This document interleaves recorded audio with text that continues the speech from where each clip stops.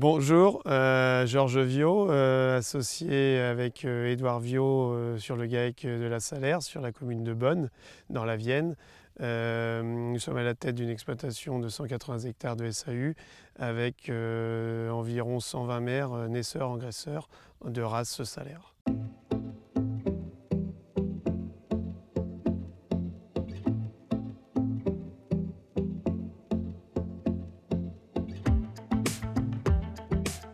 Aujourd'hui, le maïs chez nous,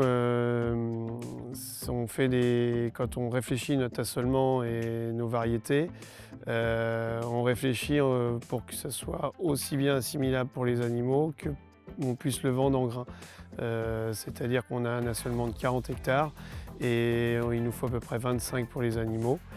Dans notre choix d'indices, on essaye de prendre des indices d'environ 350 jusqu'à 400 qui arrivent à maturité sur la bonne saison, on va dire, avant les grands coups de chaleur. Ça, c'est important pour nous, vu le climat dans la Vienne. On a quand même de l'irrigation pour sécuriser, mais on a aussi des contraintes environnementales qui font qu'au mois d'août, souvent, on peut nous interdire d'arroser.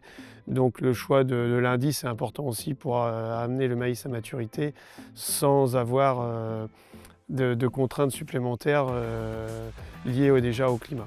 Alors sur le maïs fourrage, on essaye surtout d'aller chercher des maïs assez digestibles pour les animaux, mais tout en faisant attention aussi, on va dire, au rendement de grains. On cherche un gabarit de plante avec une digestibilité assez élevée et un rendement en grains correct pour pouvoir le commercialiser si on le passe pas en ensilage. Mais c'est aussi valable pour les animaux, c'est le grain qui fait l'énergie dans la plante. Donc il faut trouver l'équilibre entre les deux.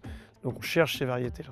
Donc on travaille souvent avec des variétés qu'on connaît, mais on fait quand même aussi de plus en plus attention à la partie aujourd'hui hydrique. Beaucoup de semenciers aujourd'hui nous proposent, que ce soit n'importe quelle marque, le stress hydrique. Et aujourd'hui, c'est ce qui vraiment guide nos choix. Ça fait 2 ans de suite là qu'on a des grands pics de chaleur. On se rend compte qu'à mettre des variétés comme ça passe mieux, notamment à la floraison, où il ne faut pas louper la floraison parce que c'est ce qui fait le nombre de grains par épi. Donc pour nous, c'est important. Sur cette parcelle où on est, il y avait un tournesol qui a noyé, qu'on avait semé début avril, qui a noyé. Et la solution de repli était du maïs parce que c'est une plante qui temporise beaucoup mieux que du tournesol. Et donc on a ressemé, donc c'était début juin, on l'a biné, un désherbage, un binage et 90 litres d'azote il y a 8 jours. Le maïs est indispensable en termes de marge sur la partie grain et sur la partie animale, c'est la sécurité alimentaire.